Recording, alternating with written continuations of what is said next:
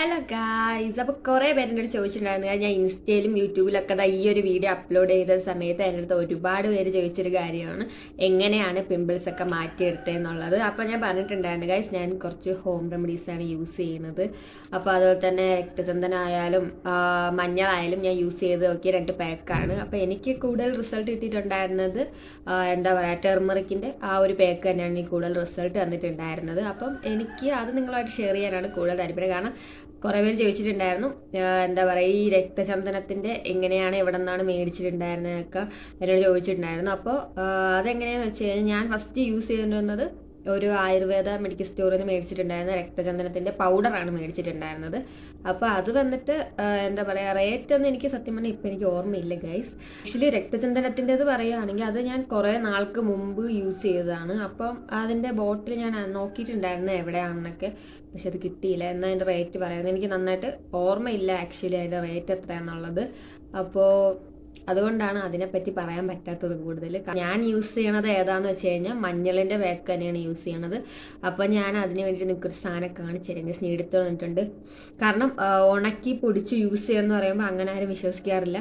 കാരണം ഇത്രയും ഇരുന്ന് ഉണക്കി പൊടിക്കണ്ടേ എന്നൊക്കെ നിങ്ങൾ വിചാരിക്കും. സോ ഞാൻ കാണിച്ചു തരാം ഗൈസ്. ഇതാണ് ഞാൻ ഉണക്കി വെച്ചിരിക്കുന്നതാണ്. ഇങ്ങനെ റൗണ്ടായിട്ട് അരിഞ്ഞിട്ടാണ് ഞാൻ ഇങ്ങനെ ഉണക്കി വെക്കാറ്. ചില സാധനങ്ങൾ ഇങ്ങനെ തന്നെ ഡയറക്റ്റ് ഇങ്ങനെ തന്നെ ഉണക്കി വെക്കാറുണ്ട്. കാണാൻ പറ്റുന്നുണ്ടായിരുന്നു.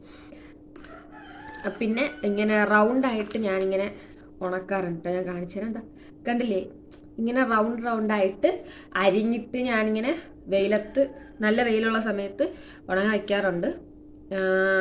പിന്നെ അടുപ്പിൻ്റെ സൈഡിൽ ഞാൻ വെക്കാറില്ല, ഡയറക്റ്റ് വെയിൽ സൺലൈറ്റിൽ തന്നെയാണ് വെക്കാറുള്ളത്.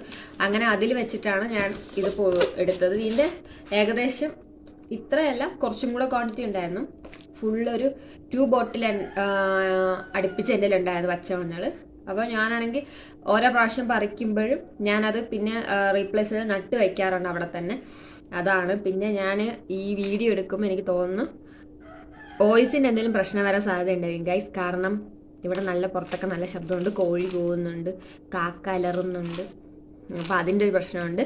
പിന്നെ എന്താ വെച്ചാൽ എൻ്റെ ക്യാമറയിൽ ഞാനിങ്ങനെ വിചാരിക്കും എപ്പോഴും വോയിസ് ഇട്ടിട്ട് വീഡിയോ ഒക്കെ അപ്ലോഡ് ചെയ്യുന്നുള്ള കാര്യം. പക്ഷേ ഇന്ന് നടക്കാറില്ല. കാരണം ഓൾറെഡി എൻ്റെ ക്യാമറ അത്ര ക്ലാരിറ്റി പോരാ ക്യാമറയ്ക്ക്. പിന്നെ ഇങ്ങനെ ഇരുന്ന് എടുക്കാൻ വേണ്ടി ലൈറ്റ് സെറ്റപ്പൊക്കെ വരണമെങ്കിൽ ഒരു ഉച്ചയൊക്കെ ആവണം ഗൈസ്. നട്ടുച്ചയ്ക്ക് ഇരുന്നിട്ടാണ് വീഡിയോ എടുക്കുന്നത്. അതാണ് ഇത്ര വയർത്ത് വിളിക്കുന്നത്. അപ്പോൾ അതാണ്. അപ്പോൾ അങ്ങനെ ഞാനിത് ചെയ്തതിന് ശേഷം ഞാനിങ്ങനെ വയ്ക്കാറുണ്ട്. ഇങ്ങനെ പൗഡറാക്കിയിട്ട് ഇതുപോലെ ഇങ്ങനെ ആക്കി വെക്കാറുണ്ട്. എൻ്റെ വീഡിയോസ് കണ്ടിന്യൂസ് ആയിട്ട് കാണുന്നവർക്ക് അറിയാൻ പറ്റും ഗൈസ്. ഞാനിത് യൂസ് ചെയ്യുന്ന വീഡിയോസ് കുറേ തവണ ഇട്ടിട്ടുണ്ട്. ഇത് തന്നെയാണ് ഞാൻ യൂസ് ചെയ്ത് വന്നുകൊണ്ടിരിക്കുന്നതും. വേറെ കെമിക്കൽസ് കാര്യങ്ങളൊന്നുമില്ല ഇതിൽ. ഞാൻ എപ്പോഴും പറയാറുണ്ട്, ഇത് നമ്മൾ യൂസ് ചെയ്ത് കണ്ട ഏതെങ്കിലും മോയ്സ്ചറൈസർ അല്ലെങ്കിൽ അലോവേറ ജെല്ല് യൂസ് ചെയ്യണം, നല്ലതായിരിക്കും എന്ന് പറഞ്ഞിട്ടുണ്ടായിരുന്നു. കംഫർട്ടബിൾ ആയിട്ടുള്ള ഏതാണോ നിങ്ങൾക്ക് യൂസ് ചെയ്യണം, നിങ്ങൾ യൂസ് ചെയ്തുകൊണ്ടിരിക്കുന്നു അത് നിങ്ങൾ യൂസ് ചെയ്യുക. ഞാൻ ചില സമയങ്ങളിൽ അലോവേറ ജെല്ല് തയ്ക്കാറുണ്ട്. ചില സമയങ്ങളിൽ ഇപ്പോൾ എവിടെയെങ്കിലും പോകാൻ നിൽക്കുവാണ്, ഇപ്പോൾ ഇട്ടിട്ട് കുളിച്ചിട്ട് വന്ന് പോകാൻ നിൽക്കുകയാണ്, അങ്ങനെ എവിടെയെങ്കിലും ആണെങ്കിൽ ഞാൻ ഉറപ്പായിട്ട് യൂസ് ചെയ്യണത് എന്താണെന്ന് ചോദിച്ചു കഴിഞ്ഞാൽ ഏതെങ്കിലും മോയ്സ്ചറൈസർ യൂസ് ചെയ്യാറുണ്ട്. ഞാനിങ്ങനെ മാറ്റി മോയ്സ്ചറൈസർ യൂസ് ചെയ്യും കേട്ടോ. കയ്യിലപ്പോൾ ഏതാണ് കിട്ടുന്നത് അത് ഞാൻ യൂസ് ചെയ്യും. എന്നാലും കുറച്ചും കൂടെ വിറ്റാമിൻ സിയുടെ മോയ്സ്ചറൈസറൊക്കെ ഞാൻ യൂസ് ചെയ്യാറുണ്ട്. ഫസ്റ്റ് നമ്മൾ ഒരു ബൗളിൽ ഇതിൽ എത്രയാണോ ഫേസിലും നെക്കിലും ഇടാൻ പാകത്തിനുള്ള എമൗണ്ട് എടുത്തതിന് ശേഷം പാലിലോ തൈരിലോ എന്തെങ്കിലും ഇത് മിക്സ് ചെയ്തിട്ട് ഹണി ഉണ്ടെങ്കിൽ അതും കൂടെ യൂസ് ചെയ്യാറുണ്ട്. അതും കൂടെ യൂസ് ചെയ്ത് പിന്നെ ഇതിനകത്ത് വെറും മഞ്ഞളിൻ്റെ പൊടി മാത്രമല്ല ഉള്ളത്. ഇതിനകത്ത് ഞാൻ കടലമാവിൻ്റെ പൊടിയും കൂടെ മിക്സ് ചെയ്ത് വെച്ചിട്ടുണ്ട്. ഫസ്റ്റ് ഞാൻ കടലമാവ് യൂസ് ചെയ്യുന്നതിന് മുമ്പ് ഇതിൻ്റെ കൂടെ യൂസ് ചെയ്തുകൊണ്ടിരുന്നത് എന്താണെന്ന് വെച്ച് കഴിഞ്ഞാൽ നമ്മുടെ ഗോതമ്പിൻ്റെ മാവില്ലേ അതും യൂസ് ചെയ്യാറുണ്ടായിരുന്നു, അരിപ്പൊടി യൂസ് ചെയ്യാറുണ്ട്. ഞാൻ അങ്ങനെ മാറ്റി യൂസ് ചെയ്യും. ഞാൻ പറഞ്ഞിട്ടുണ്ട് ഓൾറെഡി. ഞാനിങ്ങനെ മാറ്റി യൂസ് ചെയ്ത് നോക്കാറുണ്ട് ഏതാണ് കുറച്ചും കൂടെ നല്ലതെന്നുള്ളത്. പിന്നെ എന്താ പറയുക, കടലമാവ് നമ്മൾ എപ്പോഴും വീട്ടിൽ ഉണ്ടാകണമെന്നില്ല, നമ്മൾ മേടിക്കണം. ഗോതമ്പ് മാവ് അരിപ്പൊടിയൊക്കെ നമ്മളെ വീട്ടിൽ കാണും, കാരണം പുട്ടുണ്ടാക്കും ഇല്ലേ, ഗോതമ്പ് മാവ് കിട്ടാറുണ്ട്. അപ്പോൾ അത് പിന്നെ ഗോതമ്പ് മാവിനെ അരിപ്പൊടിനെക്കാട്ടി എനിക്കിപ്പം എഫക്റ്റീവായിട്ട് തോന്നുന്ന കടലമാവാണ്. കാരണം ഞാൻ ഒരുപാട് പേരെ വീഡിയോസ് കണ്ടിട്ടുണ്ട് കടലമാവ് കോഫി പൗഡറൊക്കെ ട്രൈ ചെയ്ത് നോക്കണം. അപ്പോൾ എനിക്ക് അതൊക്കെ ട്രൈ ചെയ്യണമെന്നുണ്ട് ഗൈസ്. അപ്പം ഇനി വരും വീഡിയോകളിലൊക്കെ അതൊക്കെ നമുക്ക് ഒരു 7 ഡേ 5 ഡേ 10 ഡേ ചലഞ്ചൊക്കെ ആയിട്ട് ചെയ്ത് നോക്കാം. എന്തെങ്കിലും മാറ്റം ഉണ്ടോ എന്നുള്ള കാര്യങ്ങൾ നോക്കാം.